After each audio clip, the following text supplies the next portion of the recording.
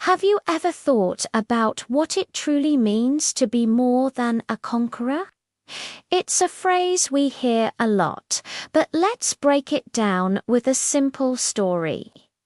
Imagine a child who can't go to school. Why? Because the tuition fee hasn't been paid. This unpaid fee is a huge stumbling block, a barrier that stands between the child and their education, their friends, their future. The child is stuck, unable to move forward, unable to access the learning and growth waiting inside those school gates.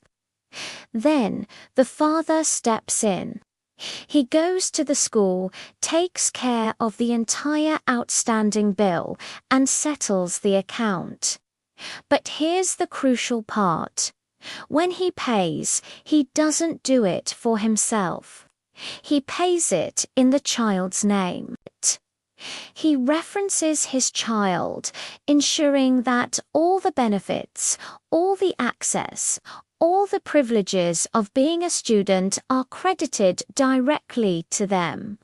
The school gates swing open and the child is welcomed back in. Now, let's ask a question. Did the child conquer the problem of the unpaid tuition fee? Did they work extra jobs, save up money, and pay it themselves? No, not at all. The child didn't do anything to solve the financial problem.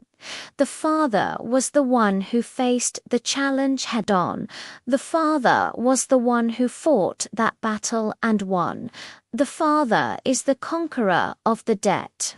So, if the father is the conqueror, what does that make the child? The child didn't conquer the problem, yet they received all the victory. They get to walk into the classroom, play on the playground, and learn with their friends, all because of what their father did.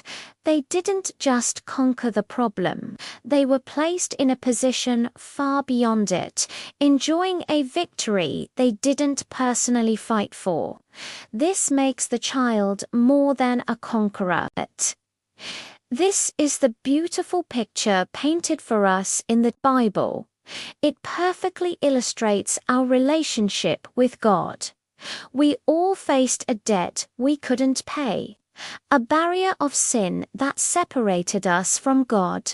We were like that child, locked out and unable to fix the situation on our own. But then our Heavenly Father sent His Son, Jesus, to pay the price for us. Jesus went to the cross and settled our debt in full. He conquered sin. He conquered death. He conquered every obstacle that stood in our way. He was the conqueror. He fought the battle and won the ultimate victory. And just like the father in our story, he didn't keep that victory for himself. He credited it to our account. He handed the full benefits of his victory over to us. This is what the Apostle Paul means in Romans 8:37 when he says, "In all these things we are more than conquerors through him who loved us." We aren't just conquerors who have to fight every single battle on our own. No, we are more than conquerors because the decisive battle has already been won for us by Christ. He conquered, and then he gave us the victory as a free gift. Because of what he did, we have a blood-bought right to walk in the benefits of his victory. This means we have a right to a life of peace, a life of good health, a life of joy, and a life of prosperity in every area. It's not based on our own strength or our own ability to overcome.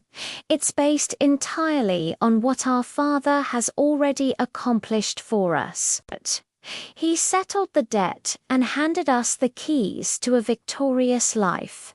So next time you face a challenge, remember this. You don't fight for victory.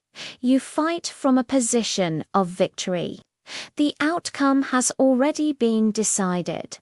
Your Father has already conquered it all and given you the win. Walk in that truth today.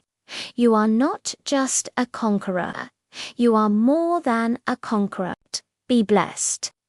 Thanks for watching, and if this message encouraged you, be sure to like, subscribe, and share it with someone who needs to hear it.